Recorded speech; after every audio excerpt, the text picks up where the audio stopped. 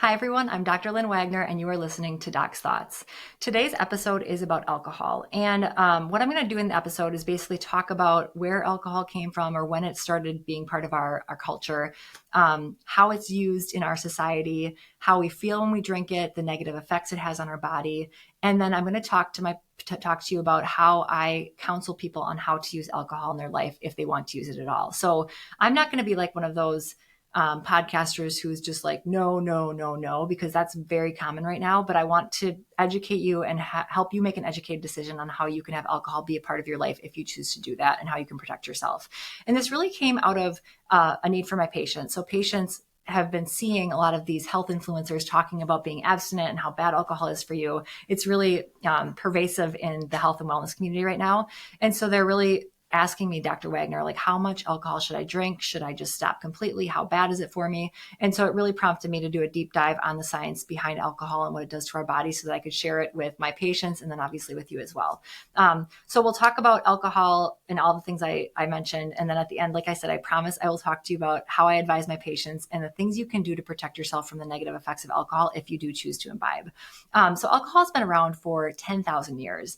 And I could talk to you about the history behind it. I really don't want to, but it's been around for a really long time. I've even had patients say to me, how can alcohol be bad? Jesus was serving alcohol, all the time in the Bible. And, what's happened is, as we moved from a hunter-gatherer society to these settled agricultural communities, they learned how to ferment grains and fruit into alcohol. And at that time, it was mostly used for ceremonies, celebrations, weddings. It was for, the higher classes. So it was something that was used, I would think, much more in moderation.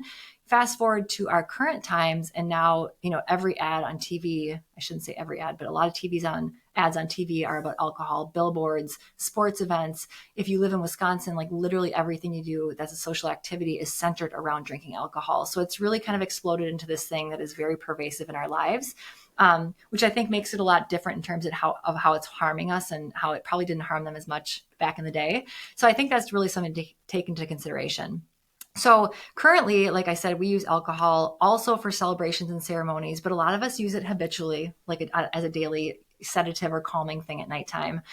We use it for relaxation. We use it as a social lubricant. So all of us, if you've imbibed in alcohol, know it's a lot easier to show up to a party and have an alcoholic beverage and then be relaxed and social and talk to people, especially if you're an introvert like me.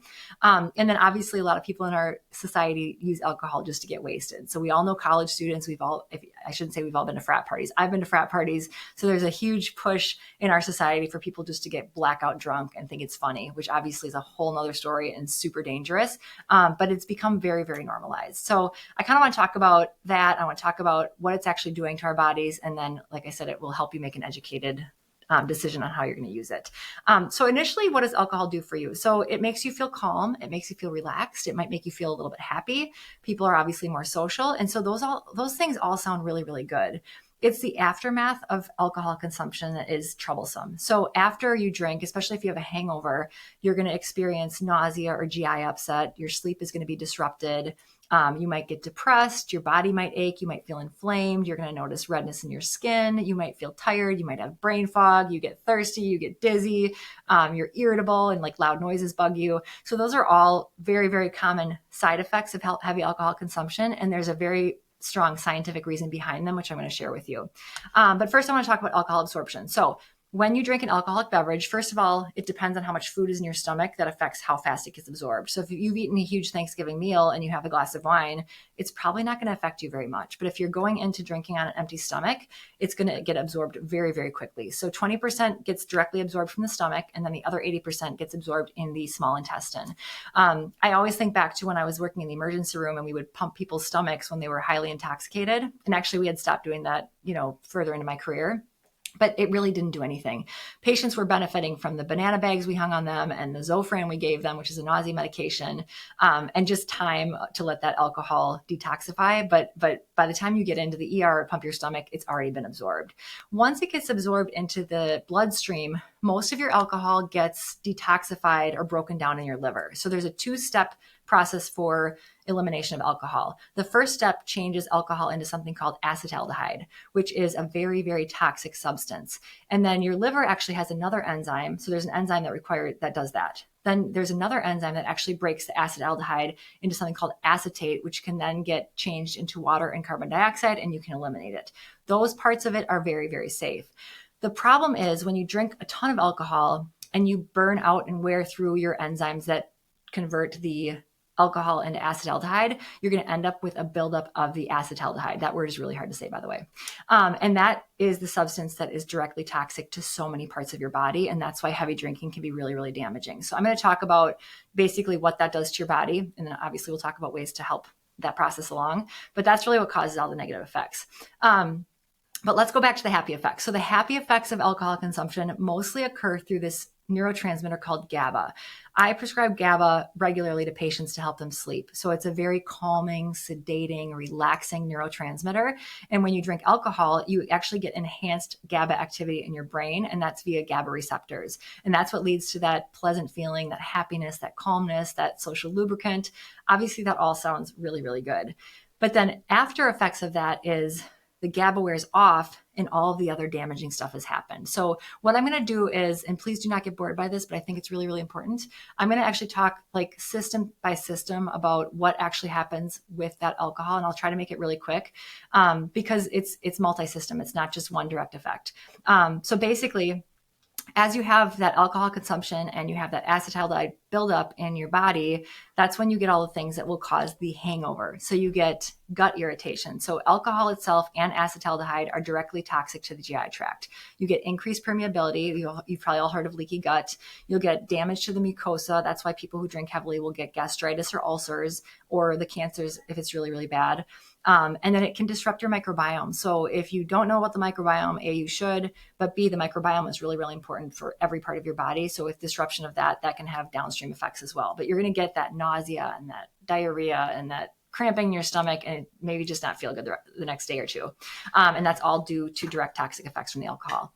Then you're going to get nervous system effects. So again, both the alcohol and acetaldehyde are what are called neurotoxins. So they directly affect your neurons. They affect your brain tissue. They cause brain shrinkage.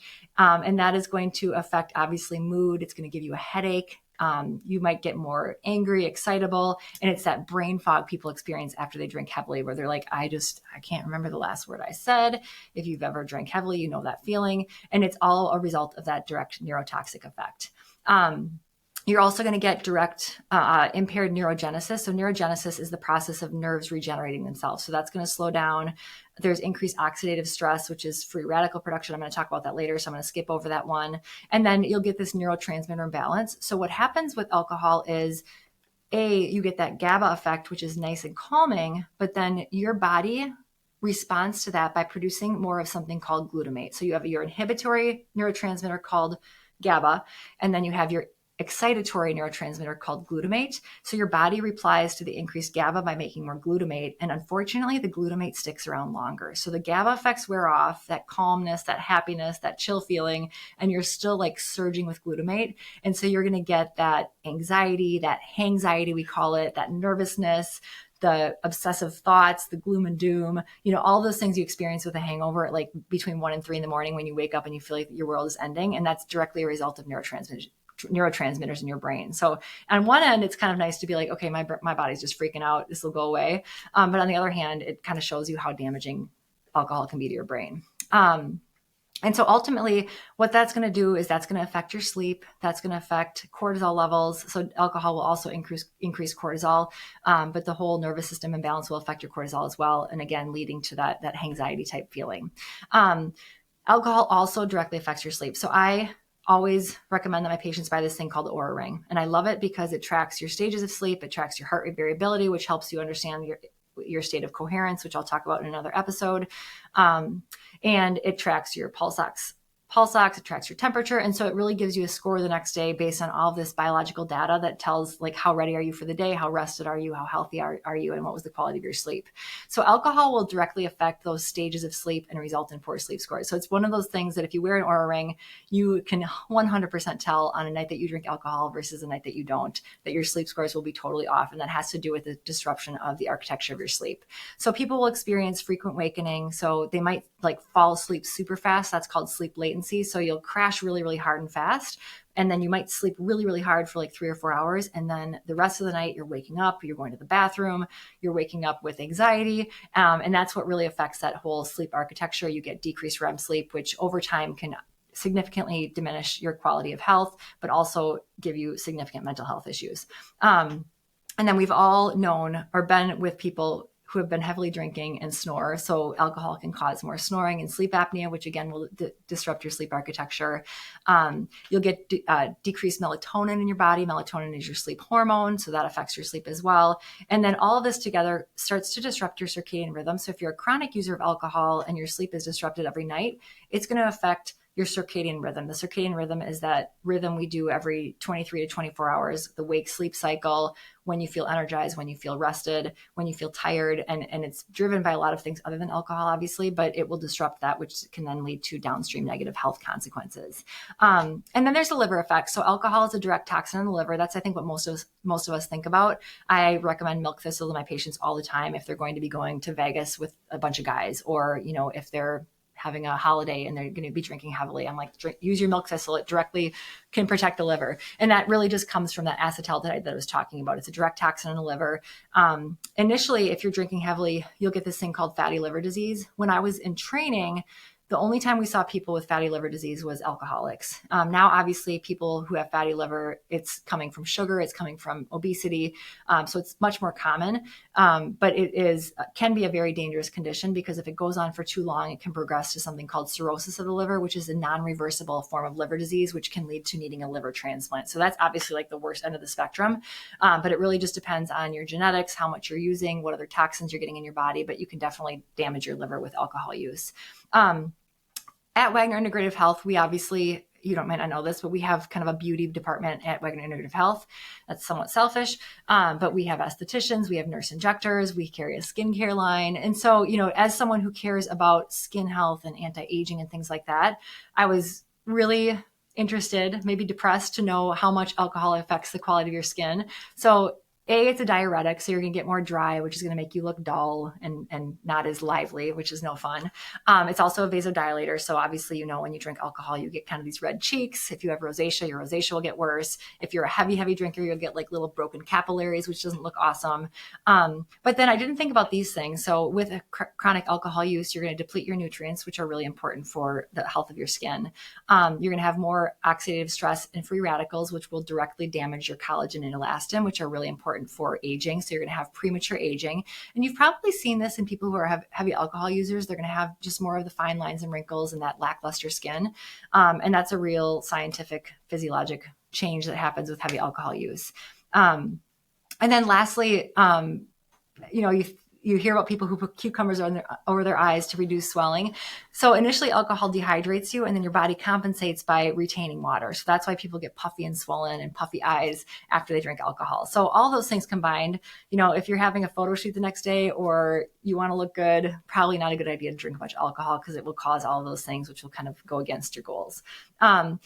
I'm almost done with the bad effects, I promise. So the other thing that alcohol does is it depletes you of your nutrients. So if you're a chronic heavy user of alcohol, you're not going to eat as much good food, just because you're getting a lot of your calories from alcohol. And we did see this a lot in my emergency medicine days. So patients would come in, they're chronic heavy alcohol users. We'd check their vitamins and their electrolytes, and they were all out of whack. So we'd actually have to replace them with IV therapy.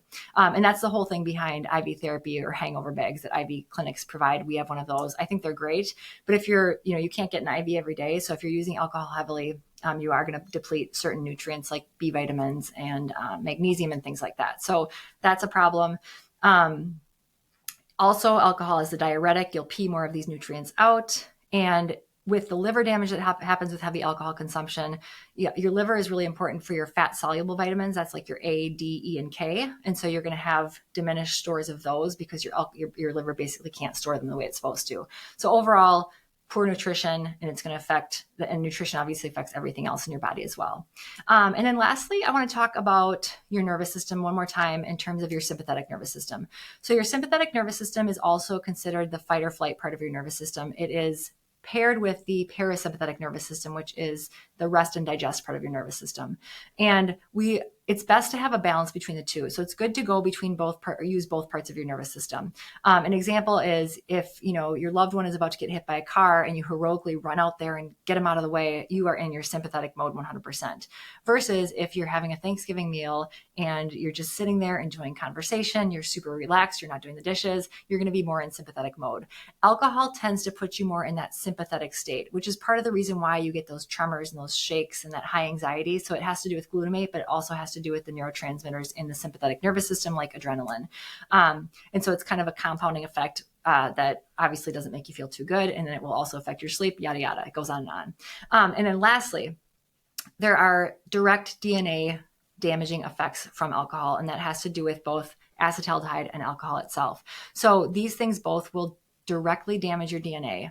And your DNA basically, obviously, is important for everything. And if your DNA is disrupted and or it can't repair itself, which alcohol also does, that's when you have to think about things like cancer. So we know that types of cancer like oral cancer, esophageal cancer, liver cancer, breast cancer, those are well documented to be increased in people who drink alcohol regularly.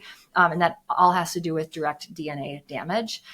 You're also going to directly damage organs. I already mentioned the brain and the liver, but it's also going to damage other organs in your body that I did not mention. And then I have mentioned oxidative stress. I really haven't talked about it that much, but basically oxidative stress is when your body creates these things called free radicals. And there are free radicals all around us. We're exposed to them all the time. Our body makes them all the time, but we have this system that kind of quelches the free radicals. So basically you make the free radical and then your body can take care of it and excrete it. So there is a beautiful system that takes care of these things. It's when the system gets overwhelmed that those free radicals can hang out, and that's when they cause problems. So a lot of patients who will have like chronic fatigue, chronic pain, inflammation, they say, Dr. Wagner, I just feel so inflamed. I'm not saying it's always from alcohol for them because there are other reasons why this can happen, but those are some of the effects that you're going to get if you have that high level of free radicals in your body. And again, increased cancer risk from that as well. So some of you might be saying, okay, I am just going to stop drinking alcohol now. But then there's something I want to talk about, and that's called the tolerance and dependence effect. So if you're someone who chronically and habitually drinks alcohol, you've probably noticed that you started drinking one and then you started to have two. And like, as time goes on, you need more and more to get those same happy feels that you got when you first started enjoying alcohol. And that is because of tolerance and dependence. So as you expose yourself to alcohol, your body basically reduces the sensitivity of those GABA receptors, and it actually reduces the number of those GABA receptors. So you need more and more and more and more. What it doesn't do is decrease the amount of glutamate that happens. So you're requiring more of this alcohol, you're having less of that GABA activity, and you have more and more of the glutamate activity. So it's actually going to make it really, really hard to just stop at cold turkey, because if you just cut off that GABA flow hardcore, you're going to have that excitatory effect. And that's why in extreme situations, when people come in an alcohol detox, they actually have to be hospitalized because you can die from alcohol withdrawal. So if you are someone who's drinking heavily and you're like, I want to stop, this is terrible for my body, you need to get some help because it can be really, really dangerous. If you're someone who's just enjoying a little bit here and there, lower amounts of alcohol, you might feel uncomfortable for a couple of days if you stop alcohol completely, but it won't be as dangerous. That's probably something, if you're thinking about it or worried about it, you would want to talk to your doctor about, because they're going to know how to counsel you and have you get help to go through that process. And I don't think that's the majority of my audience, but I did want to bring it up. I wanted to talk about a couple things just because these are curiosities of mine. So we have this yoga studio we go to, and it's always funny because on holiday weekends, the yoga instructor will literally say like, oh my God, I can tell you guys have been having fun. So all of us have experienced booze breath and the sweaty smell from a drinker, right? And so I wanted to talk about like why that happens, because I just thought it was interesting. And I think it kind of helps you understand the metabolism of alcohol. So booze breath specifically, when you are detoxing alcohol, most of it is happening in your liver, but some of it actually comes out in your breath and your sweat. So you're actually going to get alcohol coming out in your breath. That's why they can do breathalyzer tests. And that's where that booze smell comes from. But if you've noticed, it's actually kind of sweet smelling, and that's actually that acetaldehyde. So most of the acetaldehyde as well gets detoxed in the liver, but some of it's going to come out of your breath as well. And that has more of that like sweet, stinky, somewhat alcohol smelling smell. So there's a really interesting physiologic reason that happens. And then also if you're drinking heavily like alcohol and you get dehydrated, you're going to get that dry mouth, which is going to cause bacteria imbalances and can also lead to odor in the mouth. So Something curious that I wanted to look into. And then when it comes to the booze sweats or people that smell of alcohol when they're sweating, it's kind of the same philosophy. It's that alcohol coming out of their pores, and then it's that acetaldehyde coming out of their pores. Alcohol also increases sweat gland activity, so you're going to sweat more.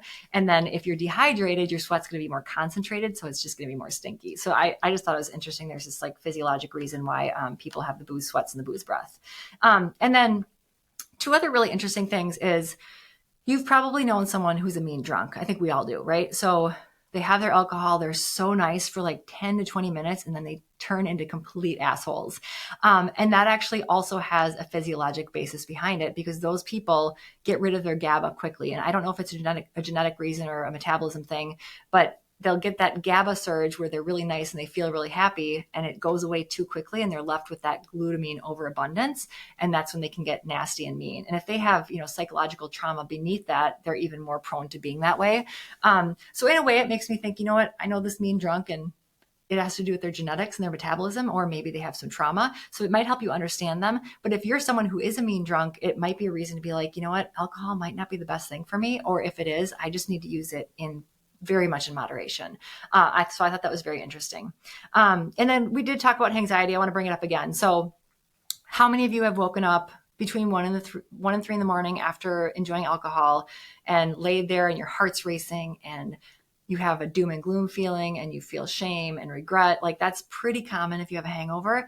And again, there's a scientific reason behind it. And again, it has to do with that glutamate excitatory state, and it has to do with your sympathetic nervous system. So you have that surge of neurotransmitters like adrenaline, you have high cortisol, you have high glutamate, and it's all compounding to make you just feel like the world is coming to an end. The nice thing about that is if you're ever in that state again, you can literally tell yourself like, this is my body metabolizing alcohol. This is not me, and it will go away. But also, like, maybe don't get to that point in your life again if you can.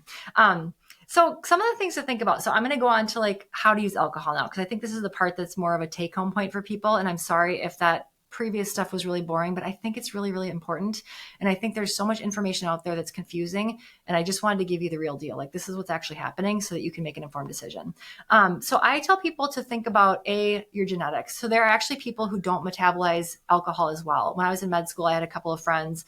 It's typically in the Asian community where they lack that enzyme, or they have diminished amounts of that enzyme that converts alcohol into acetaldehyde. Or actually, I don't remember if it's the first enzyme or the next enzyme, but either way, they don't process it as well. So it leads to a buildup of acetaldehyde. So those people are going to get drunk faster, and they're going to get hungover 10 times worse than a normal person. Those people always know, like, they don't drink anymore. They typically don't drink, or if they drink, they get like super sick really fast. So you have to think about your genetics. In terms of your genetics, you also have to think of your family history. So alcoholism does run in families, and part of that is going to be based on your genes. So literally in the methylation pathway, there are certain genes that can affect how you break down alcohol. And there's other genes that I won't talk about, but that's going to affect how you use alcohol and why you're using it. So if you're someone with like a double COMT gene and that leads to increased neurotransmitters, you might actually use alcohol to calm down your nervous system because it's always a little bit more excited. And that's going to run in families. So alcohol can be very, very genetic. You also have to think about, like, what is your health like? So do you have chronic disease? If you already have an affected body, meaning it's inflamed, it's sick, you have a disease state, probably not a good idea to be layering alcohol on top of that, because it's just going to compound the problem. It's just going to make it worse and reduce your ability to heal. So think about your own physical health in your body. Think about your health goals. Like, you want to run a marathon? Do you want to be there for your grandkids? Do you want to have super amazing mental focus for your work? Do you want to be creative? Think about the ways that alcohol will affect that, because for most of those things, it will affect it negatively. And then think about your personality type. So are you someone who's highly addictive? Are you using alcohol in an addictive manner, or are you using it in a way that's just enjoyable? And I think that's something you can do with just some self-reflection, and think about your trauma history. So, PTSD is a big deal. Childhood trauma, young adult trauma, lifelong trauma is a really big deal. And a lot of times people self-medicate when they have these traumas. So you have to ask yourself, like, again, why am I using alcohol? Am I trying to cover something up? Do I have these bad feelings that I haven't dealt with? Or do I have a terrible job that I hate, so I have to go home every day and drink myself silly because I hate my job so much? Just things to think about. So I think your habits and your use of alcohol can be a really way to be introspective about yourself and your life. And not saying you can make major changes all at once, but you can at least kind of look at things from afar and be like, okay, this is where I'm at right now. What can I do to make this different? So I'm not using alcohol to cover up my state of being miserable. And then I want to talk about alternatives to alcohol. So, if you're someone who likes that calm feeling, and we all do. I love coming home and having a glass of wine because it just like you chill out. I've been with patients all day. I get to turn my brain off. It feels really, really good. I don't like the long-term effects that happen after that. My disrupted sleep, the way I feel the next morning. So there are other things you can try. I'm going to mention THC. It is not legal in Wisconsin, so I'm not telling anyone to use it, but it's like literally legal in all the neighboring states. But there's THC and CBD products. Some people actually find that those work really well. And I'm not going to talk about anything more beyond that. If you're in a state where it's legal or CBD is legal in Wisconsin, that can be something that will calm you down without having those negative toxic effects like alcohol do. There are a lot of like natural substances. So kava is actually a plant-based supplement that enhances GABA activity. One thing I'm going to say very strongly is if you are a heavy drinker, you should not take kava. There are rare cases where kava will actually cause liver failure or direct liver damage. So kava should be used when you are not drinking alcohol because it can have direct liver effects. But kava is very sedating and relaxing because of the GABA effect that it has, similar to alcohol, without all of the negative toxic effects that alcohol has, because you don't have the acetaldehyde, you don't have the gut disruption, you don't have the brain damage and all those other things. It's just a natural plant that's very healthy. I think that like the NA products or the mocktails that are out there are awesome. If you're someone who enjoys that actual relaxation you get from alcohol, you're not going to get it from a mocktail. But if you're someone that just likes to go to a party and have something in your hand and you don't care about that sedating effect of alcohol, it's a great replacement. I know people who are trying to abstain from alcohol who will literally get a drink of seltzer water with a lemon in it so that people think they're drinking alcohol, because there is a lot of negative peer pressure you get when you tell people, hey, I'm not drinking alcohol. And then they're trying to, convince you to do it when you don't want to. So I think that they're great for people who aren't using it for the relaxing reasons. There are adaptogenic products. So ashwagandha, rhodiola, these are all things that help kind of calm down your cortisol and help you feel more relaxed. There are ton of beautiful products like that. There is a supplement called theanine, which is derived from green tea. I use theanine in my clinic all of the time. It's basically relaxing without making you overly sedated. So I use it for patients with anxiety. I use it to help them sleep at night. And that can be a nice substitute for alcohol. And then just taking GABA by itself can be really nice. So especially if you're someone who's like trying to like maybe go from being a nightly user of alcohol to just like an occasional user of alcohol, these would be great products to use when you're still looking for that relaxing and sedating effect without having that harmful effect on your body. So here's if you want to drink. So I'm finally going to get to the end. If you want to drink, one thing I tell patients is avoid any alcoholic beverages with added sugars. So, don't drink your rum and Coke with sugary Coke, and don't even drink it with Diet Coke, because Diet Coke is terrible for you too. So you want to do something with seltzer water or plain water, or you want to do just the pure alcohol, like straight up tequila on a little bit of ice. So use as little sugar as possible. If you're a beer drinker, maybe go for the lower carb beers. There are some amazing non-alcoholic beers out there. You can use those as well, but go for the lower carb beers. And then red wine, I think, is a great option, but really try to do things. It's just like I talk to patients about food. When you eat food, eat it as close to its original form as possible. So it's the same with alcohol. Don't drink this like sugary pina colada with like 20 ingredients and cane sugar and yada yada. I mean, if you're on vacation, fine, but as a regular use of alcohol, drink something that's as close to its natural form as possible. So pure, no sugar added, maybe just a little bit of water, and that's going to be better for you overall. Think about hydration. So one of the tricks that I use if I'm at a party or it's a holiday weekend is I chug water like there is no tomorrow. Some people will do one alcoholic beverage to one water. I think electrolyte replacement while you're drinking is also really, really good, just because of the dehydration you experience. But try to like literally incorporate water throughout the whole evening if you're drinking alcohol, and that's going to help with that dehydration you get the next day, which can cause so many other symptoms. Think about nutrient replacement. So you want to think about taking your B vitamins. You want to think about possibly, like I said, taking GABA. You want to take your electrolytes, which I mentioned. So think about how alcohol is damaging your body or depleting your body, and then replace those things that are happening. And that's not something I can say in a podcast because that's very patient specific. If someone has a gut issue, I'm going to put them on L-glutamine to protect their gut lining. If someone has a liver issue, I'm going to put them on milk thistle. But these are just things to think about. There are ways you can protect your body if you choose to enjoy alcohol, which is totally fine. I'm not telling you shouldn't, but protect your body when you're doing it. You can even take something like glutathione. So glutathione is a great antioxidant. It can kind of quench those free radicals that I was talking about. So it might be a good idea for you to take that if you're drinking alcohol regularly. Overall, obviously, the less you expose yourself to the damaging agent, which is alcohol, the less you're going to need all this other stuff. But I know that I am going to, and you probably will as well, continue to enjoy alcohol in moderation. And so these are the things you can kind of start thinking about as it comes to moving forward with that process. So at the end of the day, what do I tell my patients?